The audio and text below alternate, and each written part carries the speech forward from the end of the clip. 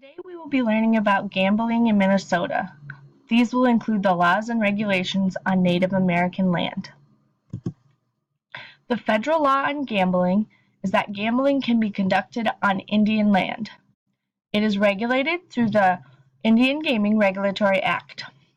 The state must already permit a type of gambling for any non-Indian. This could include gambling by nonprofit organizations for charitable purposes, or private social betting, to name a few. The state cannot refuse to negotiate a good faith contract with an Indian tribe that requests it. The refusal could result in the state having no say in the process of writing the compact.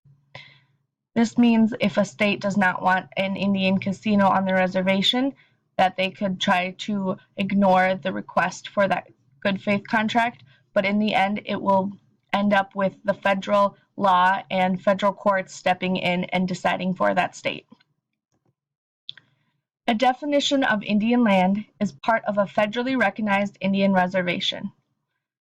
It could be off a reservation but held in a trust for an Indian tribe by the federal government or under the jurisdiction of an Indian governing body. There are different types of gambling. These are called classes of gambling. Class 1 gambling includes traditional Indian ceremonial games.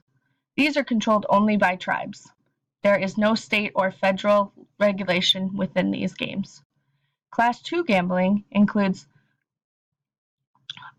bingo and pull tabs, to name a few. It is governed by tribal ordinance that must meet the federal guidelines set forth.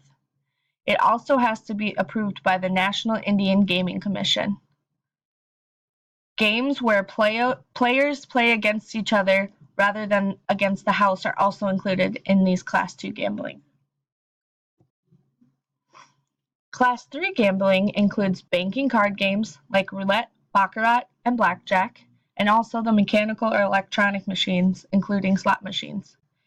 It is conducted under a compact that is negotiated between the tribe and government in the state that it is located. Compacts can specify which party has civil and criminal jurisdiction over the gambling enforcement, whether this be the Indian reservation or the state having more say in these laws and regulations. Compacts can also apply state laws to Class 3 gambling that each party believes necessary for regulation. Taxation by state. The state cannot tax or fee Indian gambling.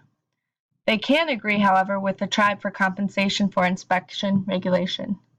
This could be a set fee each year paid to Minnesota, for example, that the tribe must pay in order to keep running their Indian reservation gambling institutions.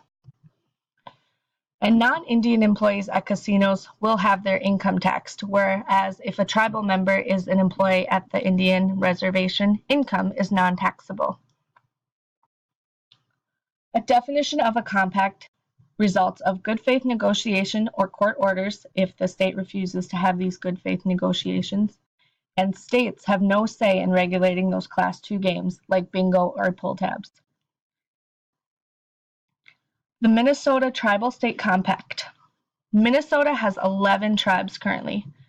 2 compacts are signed with each of these tribal governments. The first round of compacts permits video games, gambling machines, and the second round permits those blackjack card games.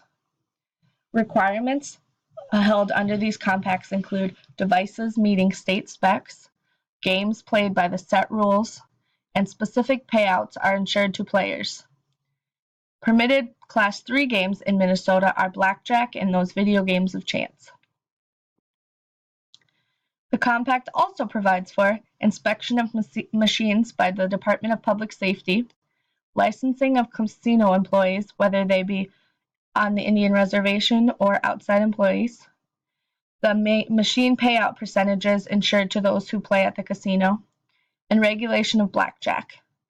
The Blackjack Compact between Minnesota and the tribal state requires Indian tribes to pay Minnesota $150,000 for state administering compacts. Compacts do not require tribes to pay share of proceeds made by that casino. Compacts are in effect in effect until renegotiation. Minnesota currently has 17 casinos, as you can see pictured below. These Minnesota tribes have been involved in legal gambling several years before the passage of the 1988 Federal Act regulating some of the casinos in the United States. Casinos in Minnesota have benefited from location near the metro area, the Canadian border, and prime tourism areas.